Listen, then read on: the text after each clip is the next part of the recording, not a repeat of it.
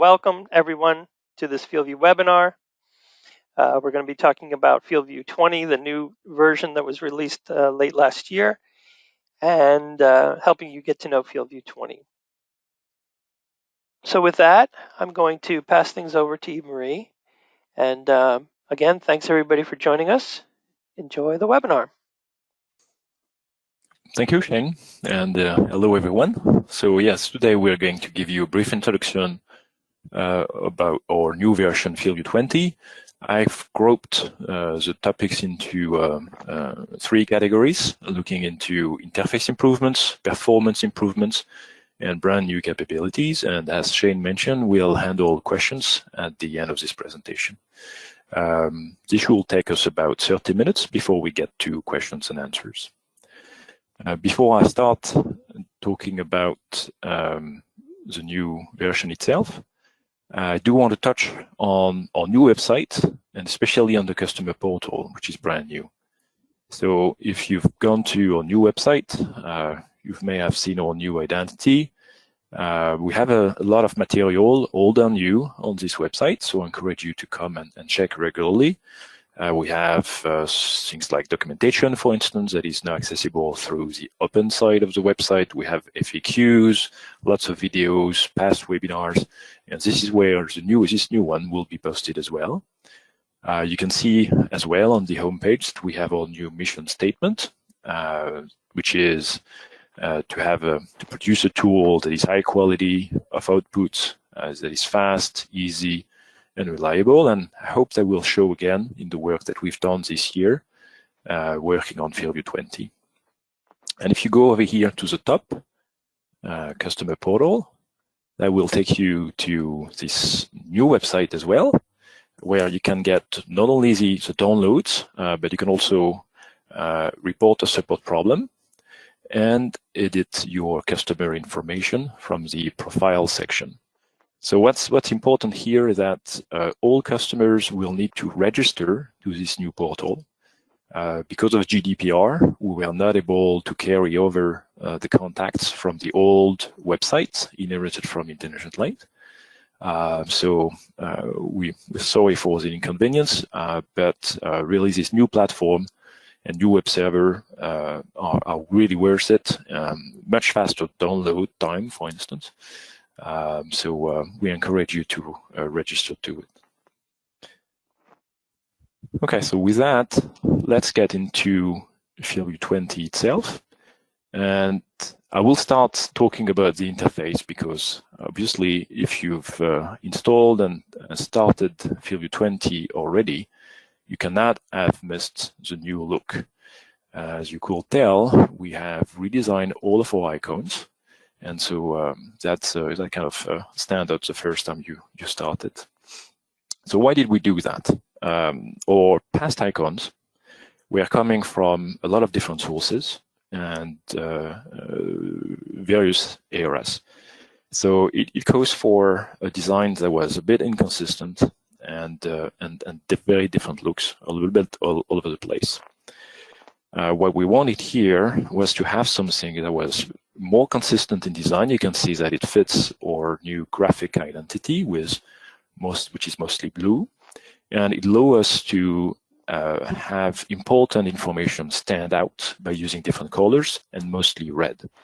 So we hope that it's going to make FieldView faster for new users to learn, that the important information will pop out more for them, and it will be easier for them to understand the meaning of each one of these icons. Don't worry if you're an existing user, the locations remain the same, the design is very similar, so you will not have to learn a new interface, not at all.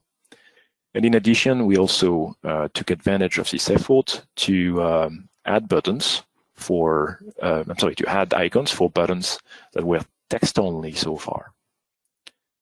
As I'm discussing the interface here, I do want to say a word about 2 other improvements. The first one is related to the file browser, specifically on Windows. Here we're looking at the new file browser on a Windows 10 machine.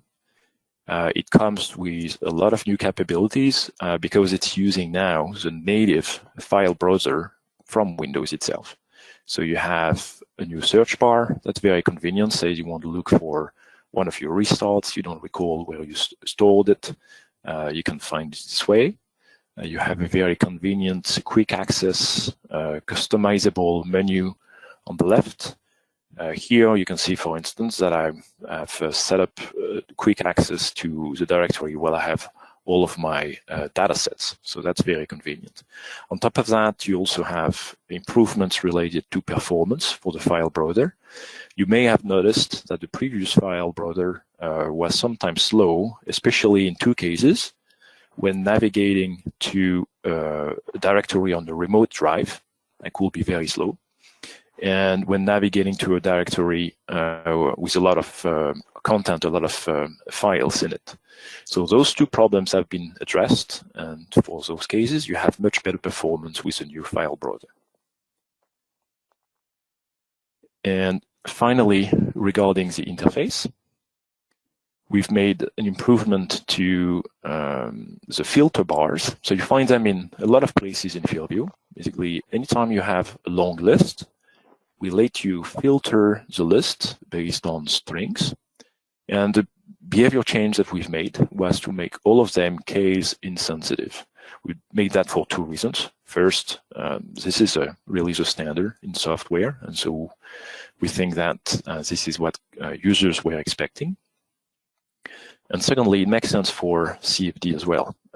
See this application here, where I'm trying to filter the list of variables and want to pop up everything that is that has pressure in it, right? I want to look at the different forms of pressure. Just have to type in the beginning of the word pressure, and everything comes up, whether it is uppercase or lowercase p, and I'll not have to worry about it when I type it in. All right, so with that, let's move to more of the meat of this presentation and start talking about some of the performance improvements that we've made in FieldView.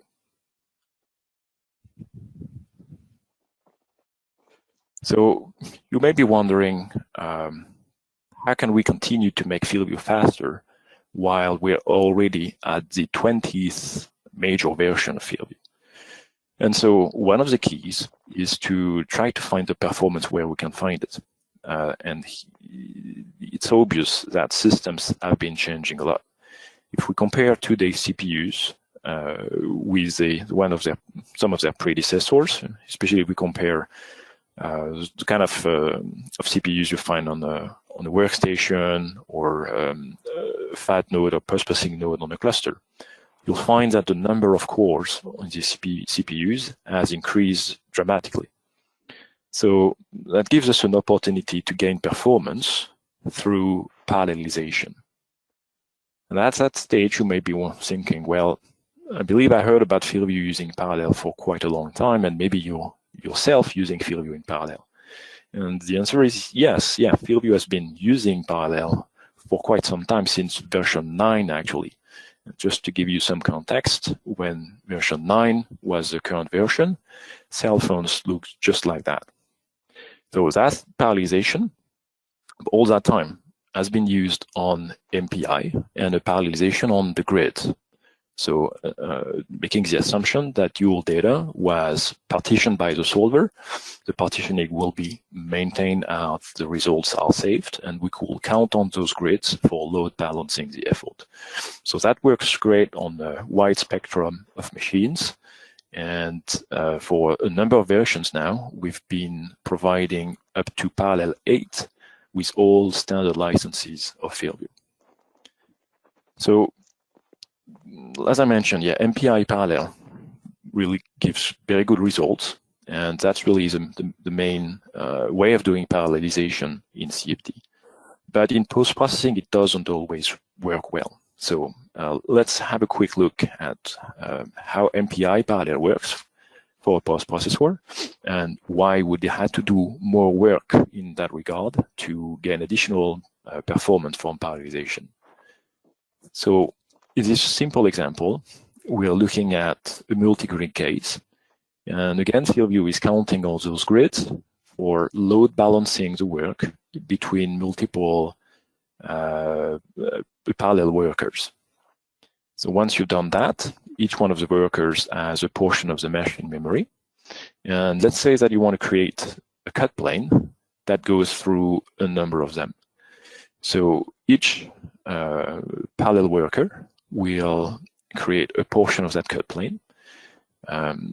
The portions will then be grouped by the master, and the client will be doing the rendering. So as you can see here, all the workers are working at the same time, and you can expect good parallel speed up. For parallel 8, on a typical workflow, we often say that the speed up is in the range of 5 to 6x when you work on a typical system and dataset.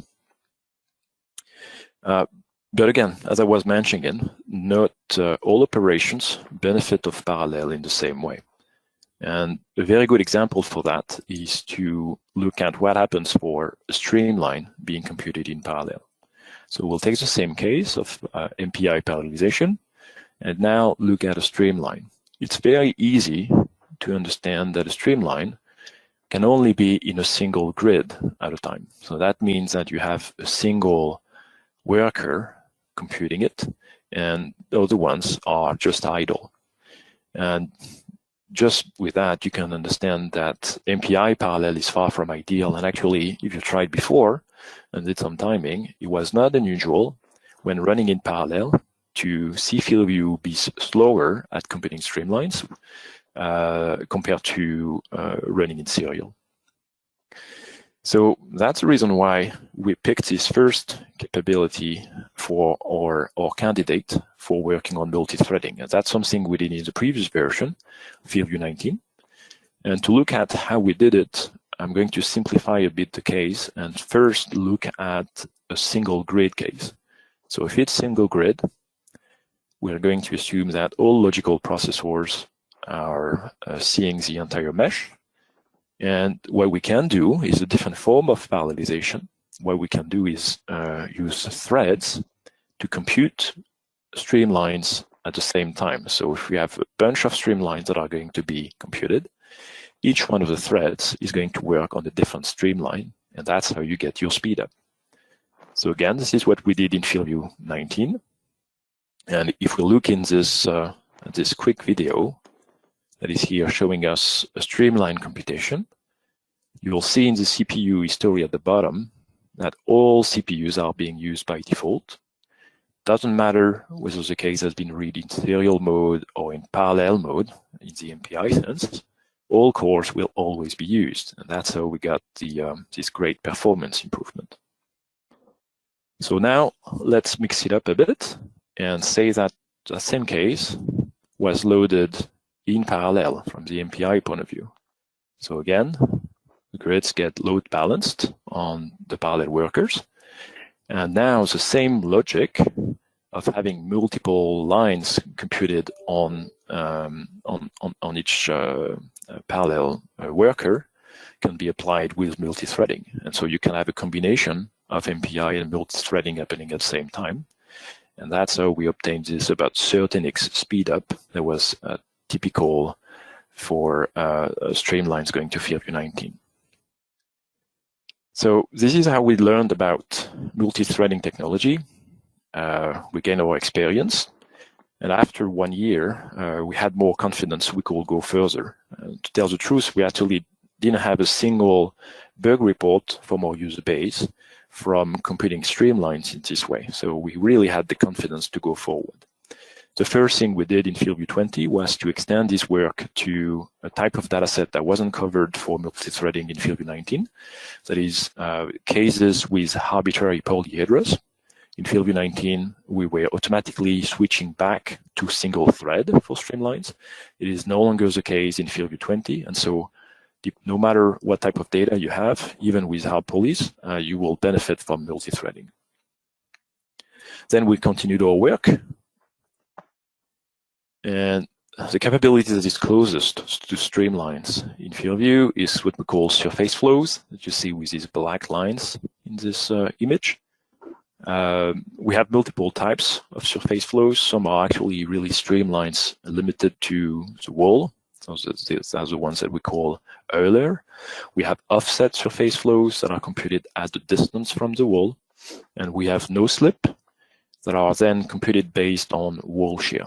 So you see that we get a really good speed up across the board, a slightly smaller speed up for no slip, just because we have some overhead with the computation of wall shear, and not all of that operation could be parallelized with multithreading. That's still a very satisfactory speed ups that we get. And then we continued this effort and looked at other parts of FieldView that could be multi-threaded. And we have another group of features that we worked on. So basically, all the formula operators have been improved, separation and reattachment lines, and Vortex scores as well that you see in this image in the bottom left corner. So if we go back into the details of formula operators, what I'm showing on the histogram on the right is comparison between FieldView 19 in gray, showing the time it takes to compute a given formula, and the bar in green is the time it takes now with the new version, and you can see the speed up on the right. So what it shows us is that first, there's speed up for all operators, no exception. And secondly, the bigger the CPU overhead for computing a formula, the bigger the speed up as well. That's great for people using formulas like Q-criterion or Lambda 2, especially for looking at big isosurfaces of turbulence. You're going to get a great speed up with this.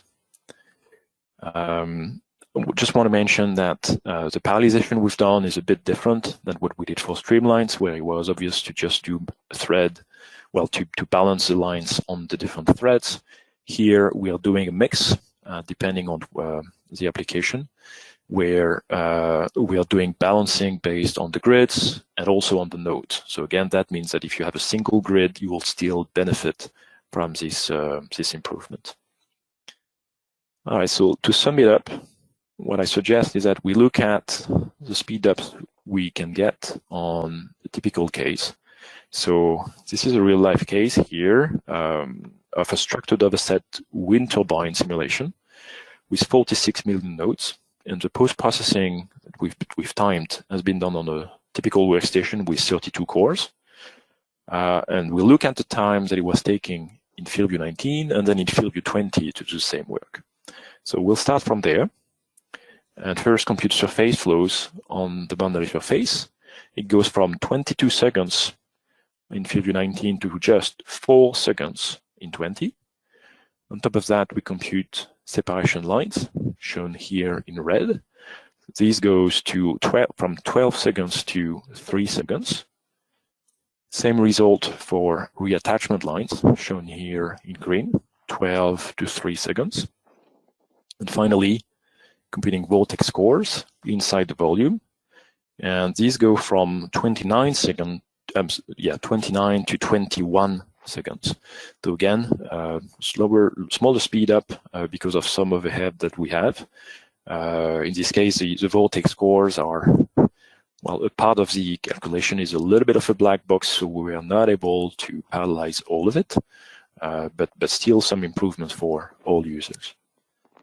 Finally, let's compute Q on Q-criterion on this case and plot an isosurface for it. You can see that it's very large isosurface, and the timing goes from 20 to 10 seconds. So if you recall from the earlier slide, I was telling you about 10, 11x speed up for computing Q. That was for computing the formula itself. Once that's done, you still need to compute the ISO, and here where I'm giving you the timing for the full operation. So clearly, the isosurface computation is dominating in this case. But what's great is that this is one thing that is really benefiting from the earlier parallelization, the MPI parallelization. So if I were to compare serial FieldView 19 to parallel FieldView 20, I will see a great speed up because I can combine the MPI speed up and the multi-threading speed up. And to prove the point, what we can look at is Q not on a big ISO, but instead on a cut plane. So we're coloring the same cut plane here based on Q. And the timing goes from 13 seconds to just 2 seconds because the the function calculation itself is so much faster. So another way to summarize it is to look at a side-by-side video on the next slide. We got FieldView 19 on the left, FieldView 20 on the right, and we'll do the same thing just to show you the ease of use. I don't have to worry about how the data has been read. I just pick a variable, so Q in this case, that we're going to render on the cut plane. So on the right, you can see that all cores are automatically being used. On the left, since that case was read in serial, there's only one core working, and that will give us a big difference in performance. FieldView 20 took about 15 seconds to compute and render the variable. And we're not going to let it play to the end, but FieldView 19 was taking over 3 minutes to do the same thing. So again, we've gained a lot more experience and confidence in our ability to use multi-threading. And so you should expect even more features coming to multi-threading in next versions of FieldView. We still have low-hanging fruits on our lists that we do want to address. But at the same time, we also wanted to take the opportunity in FieldView 20 to experiment with new technology. And so we looked at other ways to get better performance. And an obvious one that has been a big trend in our industry has been to push operations from the CPU to the GPU, which is a common operation. You have a lot of shaders functions now that are reliably supported on all types of graphic cards. And so we thought it was time that we started to experiment with it.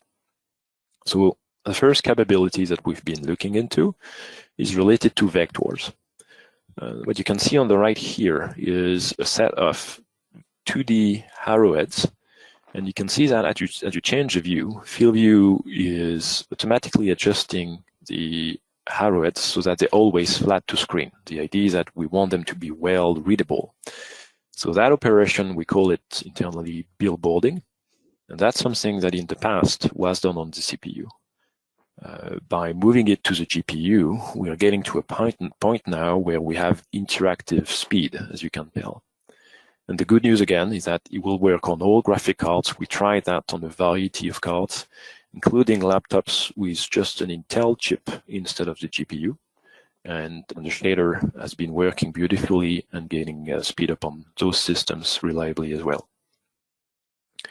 So if we do the same thing and have a matchup, FieldView 19 and FieldView 20, yeah, I'm afraid doing this through the web, the performance on the right doesn't show up too well, so you'll have to take my word for it.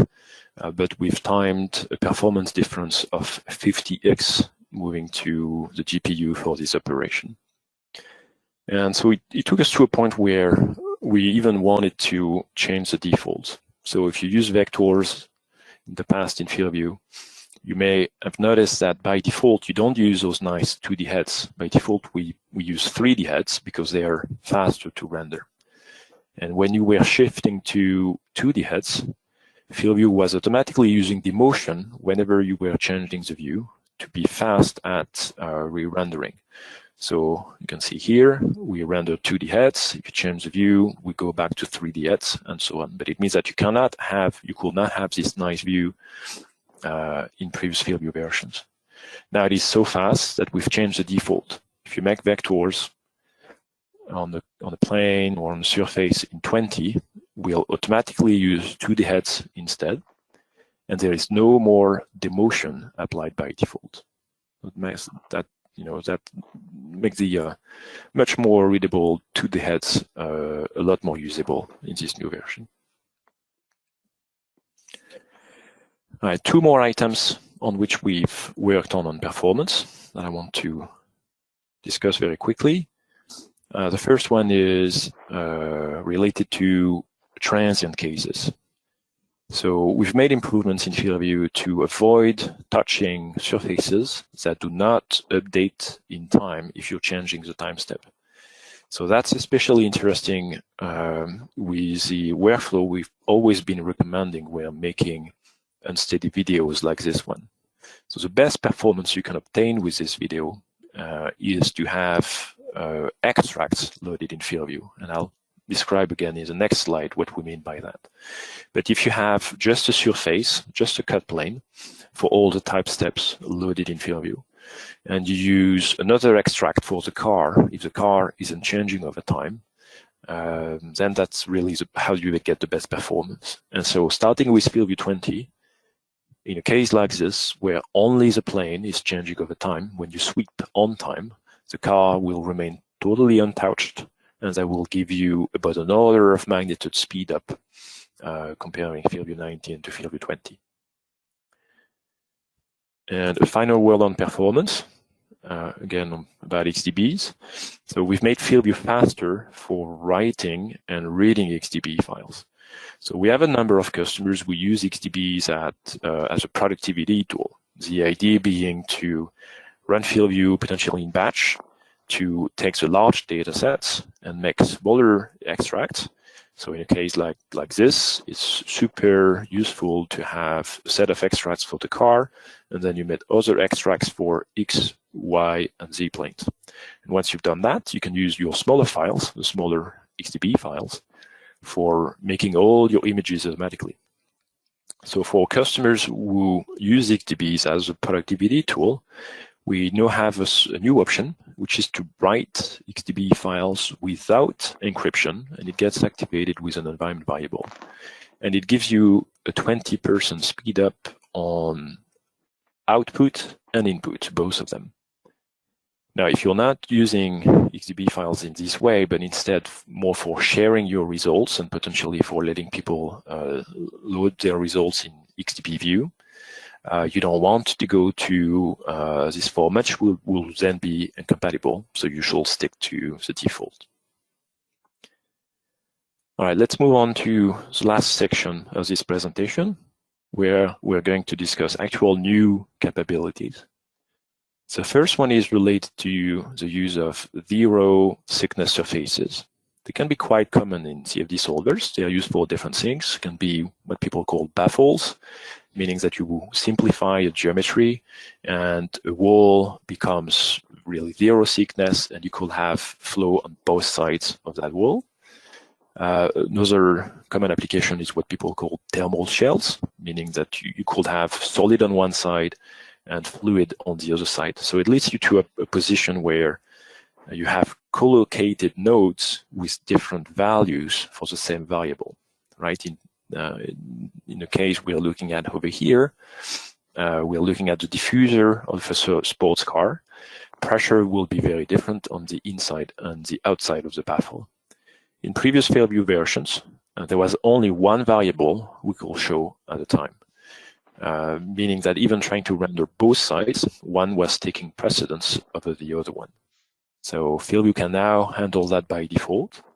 And in addition, we've provided the capability to switch, to flip front and back, if you realize that you're not looking at the right value. So going back to this diffuser over here, the vertical fences in the diffuser show colors, so variations in pressure. And you can see that on the top. The uniform blue value shows us that we are looking at pressure, but on the inside of the car, not the outside.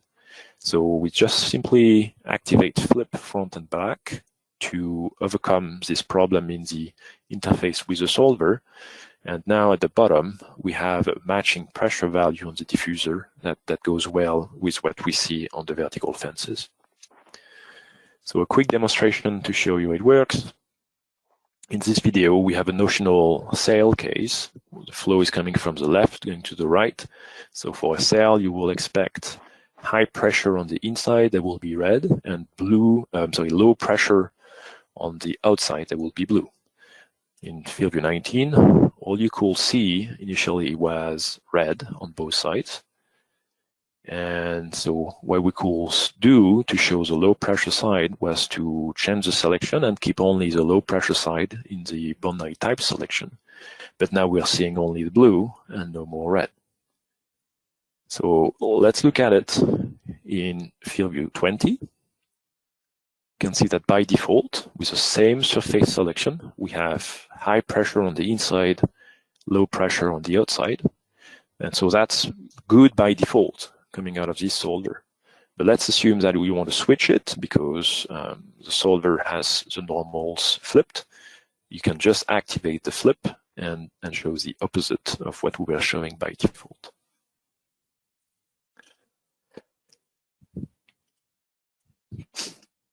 All right, one last new capability I want to mention. This is something we actually already introduced in FieldView 19, but that was at the time limited to unstructured datasets. The feedback was really good, so we did the extra work to support it for structured datasets as well in FieldView 20. So it is the ability to have boundary surface clipping. It's been a long time request. People wanted to have the ability to clip the surface based on either XYZ or theta Z for cylindrical coordinates, on top of doing thresholding on a variable. So that's not doable. Let's look at one last video in which we are looking at wind turbine. And so what we'll do is use a new clip section of the boundary surface panel. And so we can use a slider to try to isolate the blade. We can also type in a value for Z. You can see that the surface is updating automatically. And so here we're working with cylindrical coordinates because I wanted to show you how we can work on different values of radius. That will especially be useful for looking at the various forces we get based on the radius, and this sweep could be automated in a script to make a plot of loads against the radius, for instance. You can see that the tab changed to green. Clip is now in green to show us that the clip is activated. So even if you move to another tab, it will remain green to draw your attention to the fact that you have an active clip. All right, so with this, and being slightly over, I'm reaching the end of this quick introduction. So again, we've made a lot of work to try to make FieldView a faster tool. This is actually, again, the fastest FieldView to date. We have an improved interface that we hope will be easier to use. And we have a number of new capabilities, and all of that with a tool that we hope is going to be just as reliable as you've known it so far. And so if you want the full details on this new version, the What's New in FieldView 20 document is available as a PDF from the new website. And don't forget to visit and register to our new customer portal to get access to all of this material. All right, so thank you for your attention. And with that, I'm going back to you, Shane, for the questions. Okay, great. Thank you so much, Yves-Marie. As I mentioned to everyone, there is the ability to ask questions. We have had a few questions already, but during this Q&A period, you can ask questions using that the interface there. So we've had a couple of questions related to parallel and the difference between the MPI parallel and the multi-threading. One of the questions is there any particular setting for parallel to enable parallel when you launch FieldView 20? That's one question for Yves-Marie. Sorry, I missed the beginning of your question, Shane. Okay, is there a particular setting you need to use when you launch FieldView 20 to enable parallel? Okay, no, absolutely not. So we try to use all the cores all the time for the capabilities that have been parallelized with multi-threading. What you do have is the opposite. If, in case you want to limit the number of cores that we're using, there's an environment variable that will let you limit it. That could be useful, say that you're typically using your workstation for something else, like grid generation, for instance. You could totally do that. But otherwise, we're going to use all the cores all the time for multi-threading. That's multi-threading. And then what about the MPI? Well, for MPI, then it doesn't change. We haven't touched that. You need to go to the data input menu. And before you load your case, you have to select one of the parallel options. and that's how you select on which system you run the server. And if that's a local server, for instance, you can pick the local license parallel option, and that will run the maximum number of parallel servers depending on your license. So up to 8 for a standard license, but we also have options for more servers. And so that will be the maximum of that and the number of cores that you have available on your system. Okay, thank you. Another question, actually related questions about performance speed-ups for streamlines. I know that you said that we implemented the speed-ups for streamlines in version 19. Was there an additional improvement in calculation of streamlines in version 20? Yeah, that is the main thing. And yeah, looking at this question and the user asking it, I know he's mostly using FieldView in parallel. So I anticipate that some slowness that he could have seen was mostly due to parallel streamlines. You know, I didn't go in all details, but there are plenty of things happening with parallel streamlines. One of them is that when your streamline reaches the end of a grid, you have to find which grid it should continue in it. And so that's some overhead. And we worked specifically on this overhead as well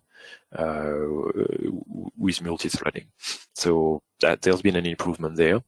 And so, yeah, overall, for streamlines being computed in large cases, you should see an improvement with FieldView. Most of it was already in 19, but if you had our police, that will be told in new for you with FieldView 20. And it was not at all implemented in earlier versions, so FieldView 18 and before. Okay, and then the second part of that question is that if you calculate streamlines and then you add a few more and recalculate, it appears that the entire rake or all the streamlines are recalculated. Could you comment on whether that's true or not? Yeah, this is true. This is true. It's true that we could cache what has already been calculated, but we haven't made this optimization. Our experience is that this is, well, unless a very large number of streamlines are being used, hover several hundreds. But if you work with a sample of streamlines, typically this is something that is pretty quick. So it didn't seem to us like a good investment to work on the caching, but rather to work on an overall speed up. Okay, we have another question on the same theme of streamlines. Will a streamline released from an unstructured mesh go through overset Cartesian multi-block grids? Is the question whether it will go through it? Yes.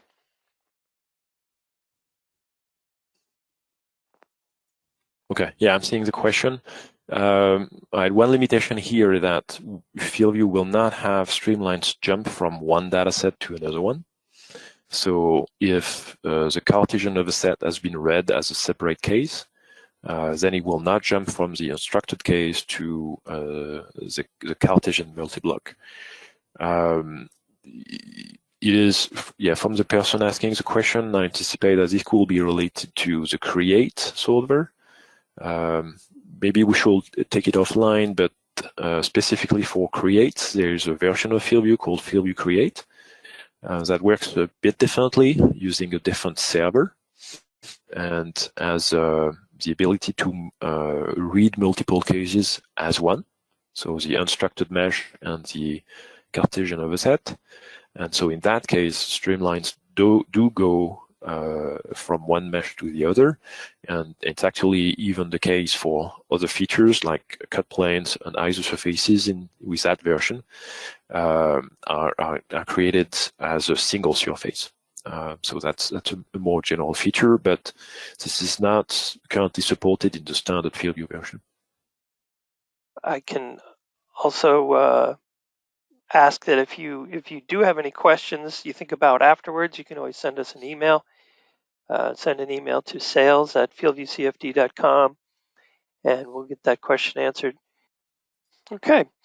Well, Yves-Marie, thank you for a great presentation, and thanks everybody for joining us today.